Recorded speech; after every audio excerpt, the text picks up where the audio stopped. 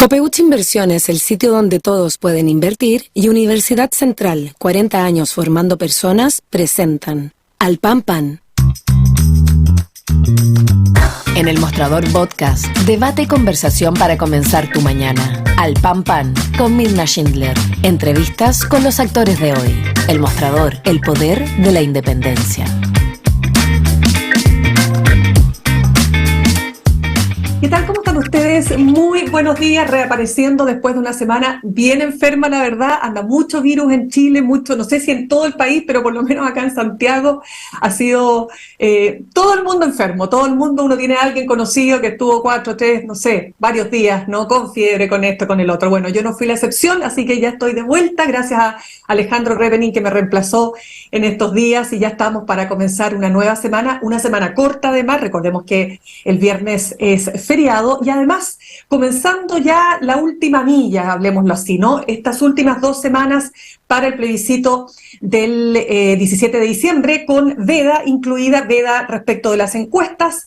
Y no olvidemos que muchos de los expertos electorales han reforzado la idea de que las personas, la gran parte de aquellos que está indeciso, toma la decisión respecto de qué va a votar en esta opción plebiscitaria, en estas 2 opciones plebiscitarias, toma la opción las últimas 2 semanas. Así que estas son 2 semanas clave donde vamos a ver mucha efervescencia, muchas acusaciones cruzadas, cada comando tratando, por supuesto, de tirar el agua para su molino, pero vamos a ver entonces cómo se define esta contienda. Después de 4 años, la gente está cansada, estamos todos cansados, los periodistas también. Y quiero pasar a presentar, antes de presentar a nuestro siguiente invitado, vamos a estar en el siguiente bloque conversando con la senadora y presidenta del Partido Socialista, Paulina Bodanovich. Hay muchos temas que conversar con ella, entre otros, por cierto, este del plebiscito, pero antes vamos a conversar con el editor del newsletter Más Política, Juan Diego Montalva, como todos los lunes. Juan Diego, un gusto de tenerte nuevamente con nosotros. Muchas gracias, Mirna. Sí, buena semana para comentarla. Sí, pues bueno, ¿con qué quieres partir? Tú eres aquí el que tiene la pauta, sí. Sobre todo con los temas que has desarrollado en tu newsletter de la última semana.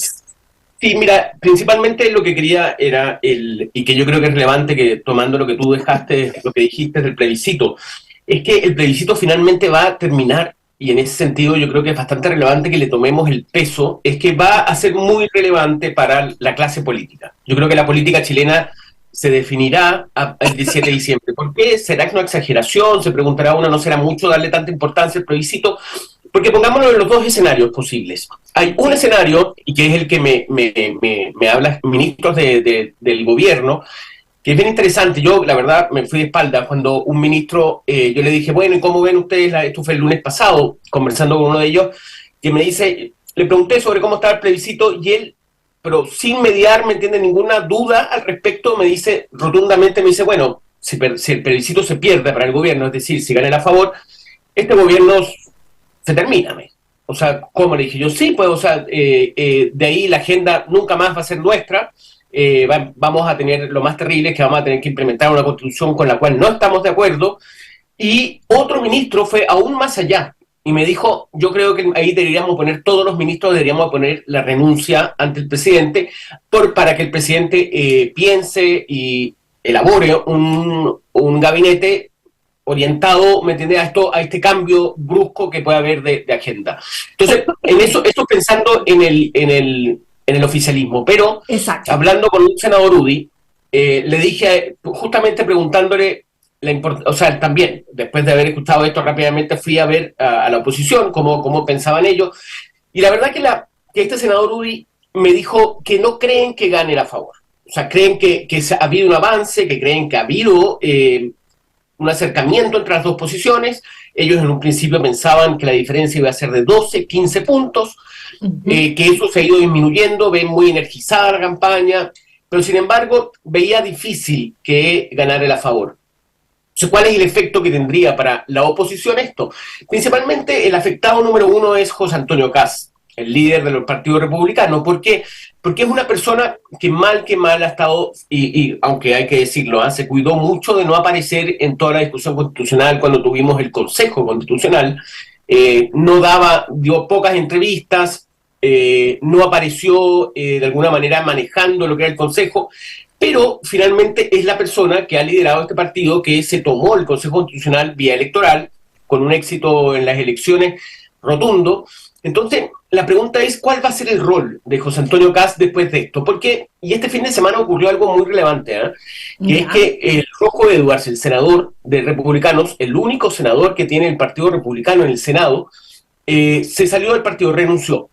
Y con ello había traído un grupo de 10, 12 personas que también estarían dispuestos a salirse del Partido Republicano. Esto que ocurra 2 semanas antes del plebiscito es un golpe al mentón de Partido Republicano, y no es una buena noticia, ¿no?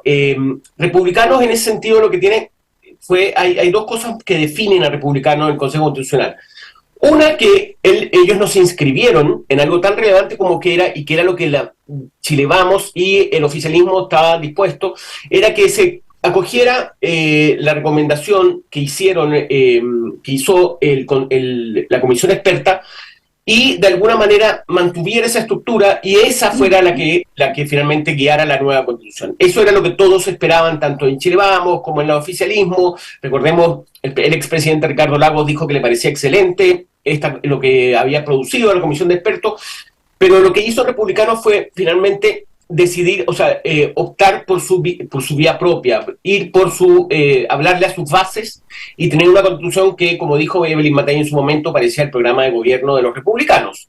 Entonces, la eventual pérdida del plebiscito va a hacer que de alguna manera le saquen al pizarrón a Republicanos, a José Antonio Kast, y decirles, ustedes optaron por esta constitución más republicana, no habría sido una buena idea. Fíjate que yo, y esto lo he conversado con republicanos, yo no olvidaría cómo cayó la noche oscura sobre ¿se acuerdan? Todos los miembros de la Asamblea Constituyente en ese momento del oficialismo. Estamos hablando de Atria, estamos hablando de, todos estos personajes que formaron parte del oficialismo, de la izquierda dentro de la convención. Ellos desaparecieron, murieron después de haber perdido el plebiscito. Entonces, si bien yo creo va a ser más tenue en este caso, yo creo que podría ocurrir algo parecido con líderes que vieron surgir, ¿no? Surgieron durante el Consejo Constitucional y que posteriormente, ante la pérdida de un plebiscito, podrían quedar bastante disminuidos. Y como digo, insisto, creo que José Antonio Kast va a tener que dar explicaciones y, de alguna manera, y esto es lo último, Mirna, que te cuento, ¿sí? Es que en la derecha no ven con malos ojos la pérdida de la favor. ¿Por qué? Porque esto permitiría que republicanos fueran más conscientes. ¿Te refieres a Chile Vamos? ¿Tú te refieres a Chile Vamos? Sí, a Chile Vamos, claro. A Chile Vamos, claro, porque lo que ocurre ahí es que Chile Vamos no lo ve con malos ojos, porque ve la posibilidad de que republicanos baje un poco sus humos, ¿no? Se ayorne un poco y se dé cuenta de que Chile Vamos y republicanos tienen que estar juntos y que tienen que llegar a un acuerdo, y que republicanos deje de andar solo por su propia vía, ¿me entiendes?, independiente en las elecciones, colocando candidatos en todas partes. Entonces esto de alguna manera le bajaría los humos a republicanos y le permitiría que en las próximas elecciones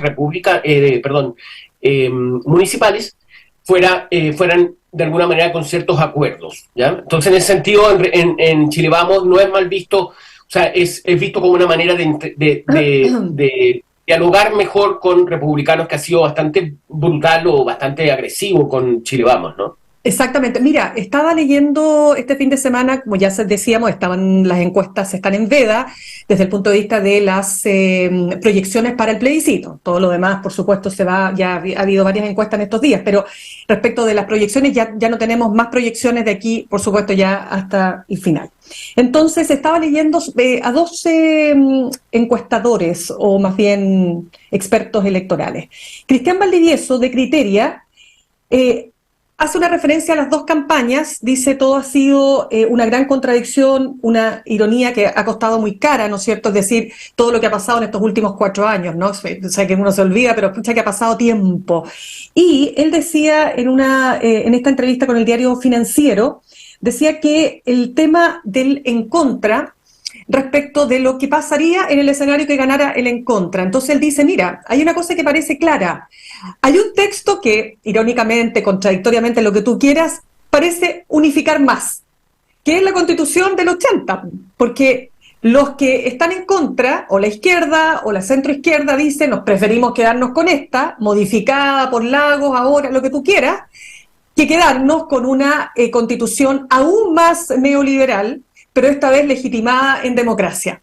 Entonces él dice, finalmente, los dos polos, y no solo los dos polos, sino que los dos mundos se encuentran en esta constitución. Pero hay otros, entrevistaban a un encuestador que se llama Dani Quirós, que no es chileno, de Partner 305, que hablaba de lo que él cree que va a ganar él a favor. Esta es la única encuestadora que ha dado esa proyección.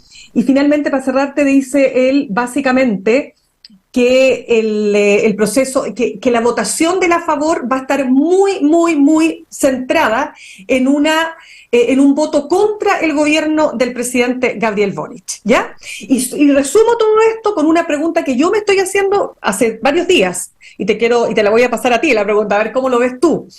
Para mí, es un misterio si esta campaña del que se jodan, muy agresiva, digamos, ¿no? Pues poniendo mucho el foco en la negatividad, va a efectivamente darle rédito al comando de la favor. O sea, me gustaría ver, y eso se va a ver solamente el día de la votación. Te lo digo porque me trajo a la memoria la campaña del sí. Cuando te acuerdas, Chile, el marxismo ya viene, ¿cachai? O sea, ¿quiénes no nos vamos a acordar de cómo fue la diferencia tan notoria entre la campaña del no, que era luz, esperanza, colores, y la campaña del sí, que era todo lo contrario? En ese momento no le dio rédito. Ojo, ganó con 44%, o sea, perdió con 44% Pinochet, pero 44%. Entonces, tengo la duda respecto de aquello, cómo va a terminar este proceso y si eso finalmente, como te decía Juan Diego, va a dar frutos o no. No sé cómo lo ves tú. Sí, bueno, ha sido el tema, ¿no? Ese famoso que se jodan. Yo obviamente no estoy de acuerdo con ese tipo de mensajes, creo que son bastante brutales. Es como, yo siempre dije, es como empezó la Guerra Sucia cuando vi ese aviso, ¿no? La Guerra Sucia en términos de campaña. Republicanos se distingue, y en eso acordémonos de lo que fue la campaña de los consejeros. Porque si vamos meses atrás, acordémonos cuando esa elección de los consejeros, nunca se habló de constitución, se habló de delincuencia principalmente, se hablaba de cómo se llama el liderazgo de Boric. Ellos fueron exitosos hablando de temas contingentes y hablando en contra del gobierno de Boric. Ese es el objetivo de ellos. Es indudable que lo que quieren hacer aquí es un plebiscito en donde también se decida cuál es el nivel de apoyo que tiene el gobierno. Y en ese sentido yo creo que ese aviso del que se jodan es justamente coloca todos los rostros de la juventud, pone la cara de los 4 ministros, nada más y nada menos, más emblemáticos de lo que fue la movilización del 2011, que es Giorgio Jackson, Camila Vallejo, presidente Boric, y el cuarto, pero eran 4, pero colocan a todos los rostros de lo que fue, lo que ha sido este gobierno, ¿no? Y es bastante duro, o sea, ellos intentan de alguna manera que este plebiscito sea una manera de dar tu apoyo o rechazo al gobierno, ¿ya?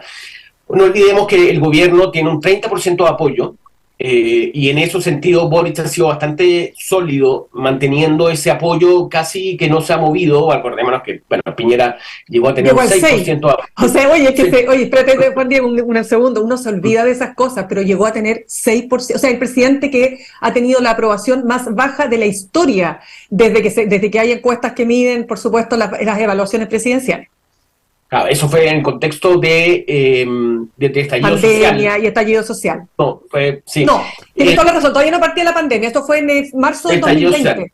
Sí, marzo del 2020. A ver, es de los momentos más complejos políticos que ha tenido Chile en los últimos 30 años. O sea, es el momento político más complejo. Y que bien merecido tiene 6%, te digo, en términos de que había una completa ignorancia, o sea, nadie sabía lo que iba a pasar. Bueno, pero lo que voy que con el que se jodan, lo que intenta justamente republicanos es dividir al país y decirle si usted vota a favor o en contra de este gobierno. El éxito de esto no lo sé. Yo he conversado con el otro día, por ejemplo, hablábamos con Ángel Cascavilla, una persona encargada justamente de campañas políticas, que ha hecho varias campañas políticas, y él me decía él me decía que era muy brutal, muy agresiva, pero no estaba mal hecha. Él me daba como ejemplo, fíjate que, bueno, él era muy crítico de la campaña del En Contra, cree que es una campaña bastante pobre, y me daba como ejemplo de buena campaña, fíjate, el caso de una boxeadora que está Sí, en la prueba. sí. Y me decía, esta campaña es muy buena, esta en sí, que es una campaña bastante positiva de una mujer que es No es tan contadora, positiva, pero no es tan positiva. Ojo, yo la vi también. Es buena, perdona que te interrumpa, pero no es positiva en el sentido de que va mezclando imágenes de las quemas de las iglesias, pone la foto de qué sé yo, de Giorgio Jackson, de la Camila Vallejo, de la ministra Vallejo, del presidente Boric, ¿me cachai? Entonces, tan positiva no es, pero coincido, es que está muy bien hecha desde el punto de vista de una buena historia, de una es una historia de una historia, mujer que una muy podría buena ser historia, cualquier muy bien mujer. escrita, Exacto. Sí. buenos videos. En ese sentido, no, lo que pasa es que a mí el de que se jodan me parece brutal. O sea, para mí fue muy, muy duro cuando lo escuché. Es que es Bueno, caer en el barro, pues que perdona, es caer en el barro o sea, vuelvo a decir, si alguien cree en este país que las personas que quemaron iglesias estaban decididamente haciéndolo porque querían una nueva constitución, válgame Dios, o sea, qué análisis más pobre, o sea, está claramente esos sectores, los que saquearon, es decir, cualquier cosa les importaba menos que hacer una constitución, entonces, efectivamente hay un uso muy malintencionado de esas imágenes bueno, y además involucrando a los mismos actores políticos que hoy día están gobernando el país. Eso, por eso te digo, me gustaría ver, vamos a verlo el 17 de diciembre, si esta campaña, que es muy agresiva, en ese aspecto va a tener rédito. Si tiene rédito, o sea, qué pena si tiene rédito. ¿Por qué te lo digo? Porque va a significar que en el futuro nos vamos a tener que acostumbrar a este nivel de agresión. ¿Te das cuenta? Y yo creo que el país también, quiero pensar, Juan Diego, que cuando las encuestas dicen que la mayor parte de las personas quieren acuerdos, es porque están cansados de esto. Ahora, insisto, ¿se va a reflejar o no? Vamos a ver. Ya, Juan Diego, te dejo para que sigamos con otros temas. Sí, pero no, lo último sobre este tema, que yo creo Sí. que ha respondido bien el comando del En Contra, con justamente haciendo hincapié en eso, en lo duro que es que se jodan. ¿Me entendés? Que es que, ¿me Claro. entendés? Y eso en eso yo creo que ha sido bastante hábil el Bueno, pero comando. Carcavilla, para cerrar, Carcavilla, ¿qué es lo que te mencionaba al No, final? Carcavilla me decía Final. que la campaña En Contra es débil, Sí, sí, que claro. obviamente están, ¿cómo se llaman los En Contra? Los En Contra están saliendo un poco adelante, pero que el a favor indudablemente, no olvidemos que uno de los encargados de esta campaña es Diego Perry, que fue el hombre de la campaña de la Favora. Ya. Diego Perry, que es el que hizo la campaña del segundo gobierno, del segundo periodo presidencial de Bachelet. Es un gran publicista, es un hombre ¿cómo se llama? Que es muy cercano al oficialismo, a la Pero concertación perdona, principalmente. ¿pero estás diciendo que es parte de la campaña de la Favor? No, sí, de la Favor, sí, tal cual. Ah, mira, Diego Perry, o interesante. sea, a lo que voy, ¿se acuerdan de alguna manera las campañas de Bachelet y especialmente si nos vamos a la del segundo periodo, cuando va a la reelección, en su segundo periodo, esa campaña, que era bastante amistosa, era hecha por Diego Perry y él ahora forma parte del a favor de la derecha. Mira, A lo bueno. que voy es que hay creativos de calidad, hay creativos que han logrado tener éxitos en otras campañas que hoy día están trabajando para el a favor y No, tal sí, vez. claro, si esto es lo más parecido, o Ahí, sea, esto lejos de ser propaganda, es marketing político. Si eso es claro. marketing político, entonces, ¿quién hace mejor marketing? Ahora, si esto tiene o no que ver con la Constitución, claramente ya hace rato que no tuvo que ver con la Constitución, lo que estamos viendo en la franja. No sé cuánto la franja, Juan Diego, puede mover la aguja. Lo único que tengo claro es que la gente, hay un sector muy importante, no sé si será el 62% que decía la encuesta SET o Feedback UDP que lo sitúa en un 30% de indecisos, que no han tomado la decisión, pero no sé cuánto la franja va a mover esa aguja. Lo que sí sé es que la gente definitivamente está confundida, porque claramente si tú ves las dos franjas, no está muy claro, ¿no? ¿Qué es qué? Pero mira, insisto, todo lo vamos a saber el próximo 17 de diciembre. Avancemos con otros temas que también traes en el newsletter político, el tema del ministro Montes. Me interesa mucho a ver Sí, qué está sí, pasando bueno, ahí. Mira, el ministro Montes, a mí me lo dijo una persona cercana a él, me dijo que, bueno, que este había sido, acordémonos que el día miércoles se produce un allanamiento en el Ministerio de Vivienda. Y una persona que ha llevado, cercano a Montes, que lleva mucho tiempo junto a él, me dijo que este había sido el peor día de Montes, en el Ministerio de Vivienda. Yo le dije, el peor día de Montes en el Ministerio de Vivienda. Sí, mira, y hay una frase bastante cruda que dice el ministro Montes, que siempre dice que todo va a pasar, que para él lo peor fue haber vivido la tortura y haber vivido la detención durante la dictadura. No olvidemos que él estuvo detenido en dictadura y sufrió las torturas. Bueno, pero él dice, entonces en ese momento él me dice, mira, él siempre dice que hay cosas peores que le ha pasado, sin embargo, cuando habla de este allanamiento me dice, él ha sido el peor día que ha vivido en el Ministerio de Vivienda. ¿Por qué? Porque lo que ocurre es que, y ahí son bastante críticos en el Ministerio respecto al fiscal jefe de Iquique, que es Eduardo Ríos. ¿Qué es lo que ocurre? ¿Por qué se produce el allanamiento? Esto es lo que explican en el Ministerio de Vivienda y Urbanismo. Ellos, la Fiscalía había pedido 4 oficios que tenían que enviar con una serie de preguntas, y el Ministerio de Vivienda manda 3 oficios, ¿ya? Y el cuarto ven que de alguna manera se repitieron las preguntas de los otros 3. Entonces envían estos 3, los 3 primeros, y dicen, bueno, con el cuarto dicen, ellos piensan, bueno, ya están respondidas estas preguntas, y es por ese cuarto oficio que no es enviado, no respondido, que el fiscal de Iquique viene a Santiago. No olvidemos que el fiscal de Iquique, Eduardo Ríos, viaja a Santiago y convoca a todos los medios de comunicación a este allanamiento sorpresivo que se produce en el Ministerio de Vivienda. Con lo cual fue bastante duro para el ministro encontrarse con eso. Yo haría un espacio ahí para comentar, porque yo pregunté, bueno, pero no habrá sido un error del funcionario del ministerio no haber respondido a este cuarto oficio. Bueno, ese es otro tema, harina de otro costal, como diríamos, y se está viendo si correspondía que no responder o no el cuarto oficio.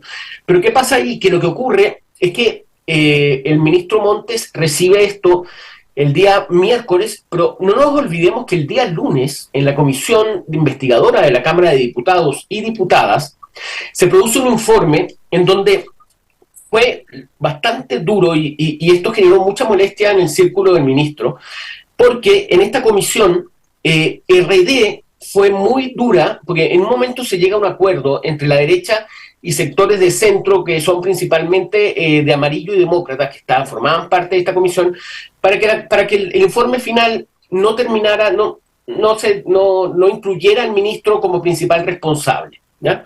Se llega a un acuerdo, está la derecha, y gente de Revolución Democrática dentro de la comisión señaló que había que colocar al ministro Montes, y finalmente se llega a un acuerdo que se le culpa o se le acusa de haber tenido una reprochable inobservancia, ¿ya? Uh-huh. Es un término menor que ¿cómo se llama? O sea, medio en términos de acusaciones, ¿no? Pero igual coloca en principal, como uno de los principales protagonistas de esto. ¿Cuál es el motivo que tiene Revolución Democrática en este caso para tratar de incluir al ministro en este informe, que tomara un lugar relevante dentro del documento? Claro. Es que ellos no quieren asumir, como RD, no querían asumir solamente ellos las consecuencias de este informe y las críticas por lo que es Democracia Viva. Entonces, en eso, el lunes para el ministro Montes fue bastante duro enfrentarse a eso. ¿Por qué? Porque el ministro Montes es de los hombres más cercanos que hay a RD y al socialismo democrático. No olvidemos que el ministro Montes es el único concertacionista que formó parte del equipo previo a la segunda vuelta electoral, ¿ya? Él estaba en el comando, era el único miembro de la concertación que formó parte del comando de la segunda vuelta. Entonces es una persona muy cercana a la gente, a este grupo de nuevos dirigentes jóvenes políticos que están en este gobierno. Y esto lo único que hace es alejarlo definitivamente de Revolución Democrática y aislarse al ministro en torno a la necesidad de que el Mercurio tiene hoy día en su portada, dice, por ejemplo, el gobierno dice que Montes está, comillas, preocupado de lo que realmente importa, cierre comillas, y desata críticas en la oposición. A lo que voy, que Montes hoy día se dedicó a trabajar en lo suyo, no quiere participar de este debate y todo este debate, o sea, tenemos este informe del lunes, el allanamiento del miércoles, ha reflotado lo que es la posibilidad de una acusación constitucional contra el ministro. Algo que no tiene agua, en términos bien interesante. ¿No? Hay mucha admiración respecto al ministro Montes en el Senado. Y en el Senado, Iván Moreira es una persona que me dijo personalmente que no iba a apoyar una acusación contra el ministro Montes. Así hay varios otros en la derecha que consideran que esto es que no corresponde a una persona de intachable conducta durante todo este tiempo, un hombre probo, nadie discute de su probidad y su nivel de trabajo cuando fue parlamentario de la Comisión de Hacienda, no olvidemos. Entonces, si bien en el Senado hay un apoyo total hacia él y van a evitar que haya una acusación constitucional, no olvidemos que en la Cámara de Diputados, que es justamente la Cámara, la institución que debe decidir si hay acusación constitucional, necesitan solo 10 firmas, no es mucho, para acusarlo. Para iniciar el proceso. Claro, iniciar el proceso.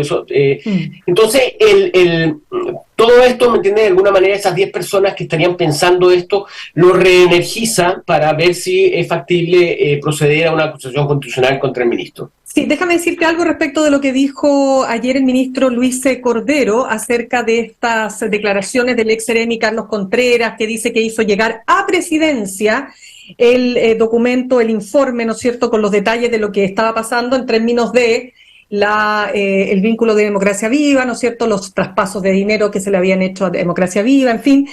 Y lo que él dice, el ministro de la Presidencia, o sea, el ministro de Justicia, dice que esto es parte de su estrategia de defensa, que ese documento, que si bien llegó efectivamente al gobierno a través de la subsecretaria de Vivienda, nunca llegó a la presidencia.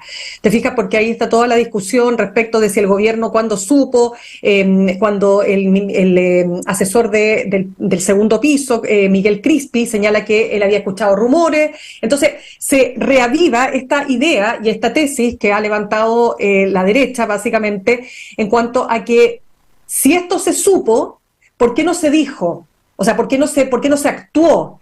Entonces, de alguna manera lo que hay de fondo es, ¿se trató de tapar o se trató de no, o hubo aquí un acto de negligencia absoluto por parte del gobierno?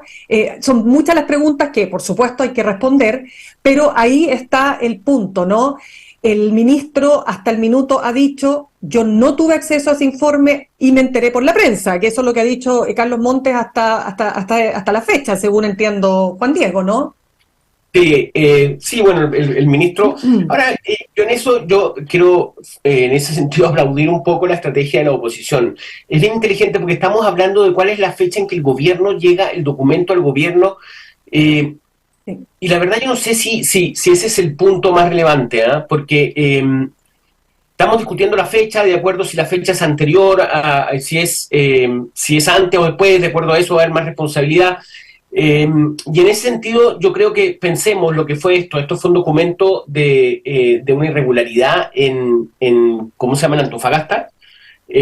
Entonces el documento en sí no era un documento tan relevante como, ¿me entiendes?, de crisis gigante. Empieza como un acto irregular, pero más allá de todo esto, a lo que voy es que hoy día la oposición lo que está peleando la fecha en que llega este documento y quienes lo leen. Yo creo que es una pelea bastante compleja, bastante difícil de confirmar o de comprobar.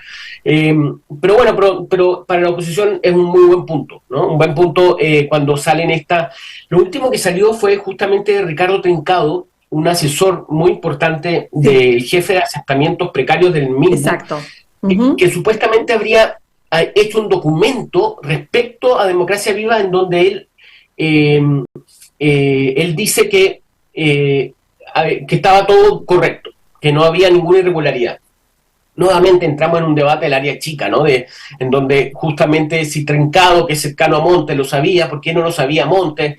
No, y espérate, y el tema de fondo también tiene que ver con que si Contreras en ese informe deja claro, oiga, pero yo además fui asesor de la diputada, se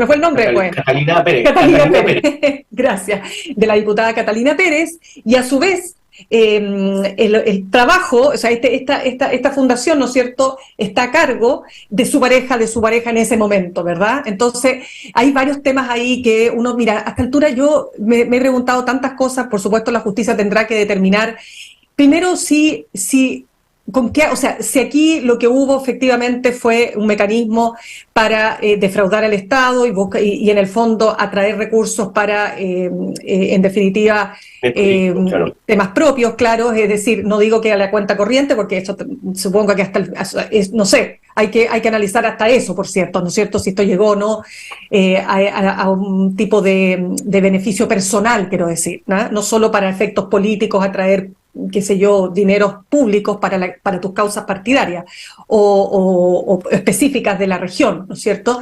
Eso hay que determinarlo, pero también creo que hay mucho de creer, Juan Diego, que esto estaba bien. O sea, que no había un conflicto en esto. O sea, ¿cómo no darte cuenta de que había un conflicto, al menos un conflicto de intereses, claro, pero abierto y los manifiesto? involucrados lo tenían bastante claro. Claro, ¿te acuerdas cuando el ministro de Luis Cordero decía que aquí lo que pasa es que hay que hacerles clases de derecho administrativo? Porque Claro. entonces otros decían, oye, pero si esto no es un tema de tomar clase, o sea, ¿de qué estamos hablando? Es como lo mínimo, Claro, ¿cómo no te cae la teja de que no puedes hacer negocios con personas que están involucradas?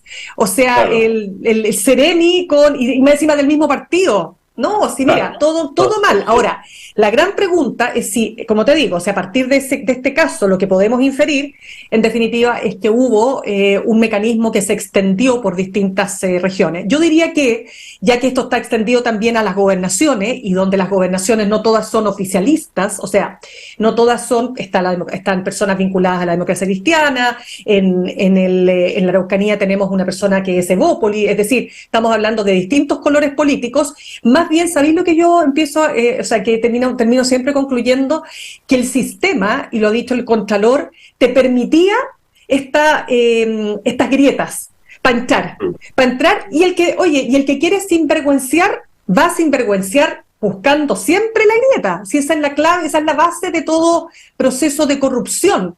¿Te fijas o no? Entonces, ahí creo, por ahí me tinca que va el asunto. Ahora, como te digo, será la justicia la que tenga que determinar. No sé si ya estamos en la hora, dame un segundito todavía, si podemos seguir con lo último. Quiero preguntarte, ¿qué te parece que dos alcaldes que no tienen, que son de las antípodas, o sea, del espectro político? Estamos hablando del alcalde White de San Bernardo, socialista, y el alcalde Palacios, UDI, de La Reina, están proponiendo temas de seguridad que son en sí controversiales. El primero habla, y ya estamos casi, el primero habla de San Bernardo, de que sean las Fuerzas Armadas las que se hagan cargo de infraestructura crítica como los supermercados, a propósito del intento de saqueo que hubo el fin de semana.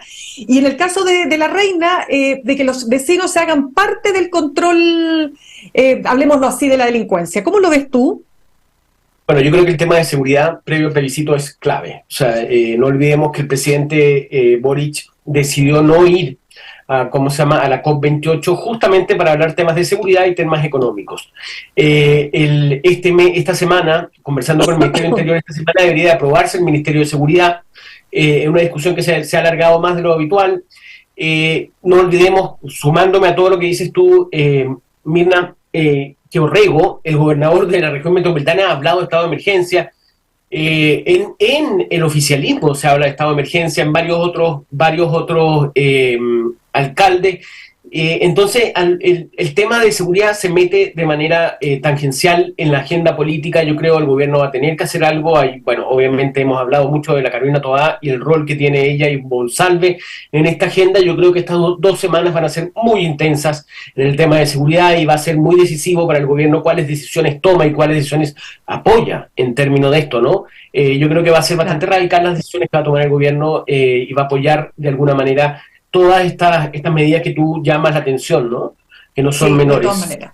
Así es. Juan Diego, se nos acabó el tiempo, te doy las gracias por este newsletter de hoy, súper entretenido para iniciar ya la semana, calentar motores. Así es. Y por supuesto el lunes ya tendremos la última semana antes del plebiscito, así que prepáralo con todo. Ahí conversamos, sí. Ya nomás, ya, Mirna, un millón de gracias. Muy bien. Gracias, que tengas buen día. Saludamos a nuestros auspiciadores. Ahorrar cotidianamente se puede y de forma organizada, rápida y online con Ahorrando, así se llama, la nueva funcionalidad de tu app Copeuch, en donde puedes programar ahorros de manera fácil y entretenida, eligiendo tus propias reglas y metas. Haz que el ahorro sea parte de tu vida con Ahorrando de Copeuch. Más información en copeuch.cl. Y Universidad Central, 40 años formando personas. Ven a vivir la experiencia USEN. Para los que buscan avanzar, posgrados USEN, acreditada y adscrita a gratuidad. Conoce más en posgradosusen.cl. Nos vamos al corte y al regreso conversamos con la senadora del Partido Socialista y presidenta de esta colectividad, Paulina Bodanovich. En instantes, una nueva entrevista en Al Pan Pan con Mirna Schindler por El Mostrador Podcast, el poder de la transparencia.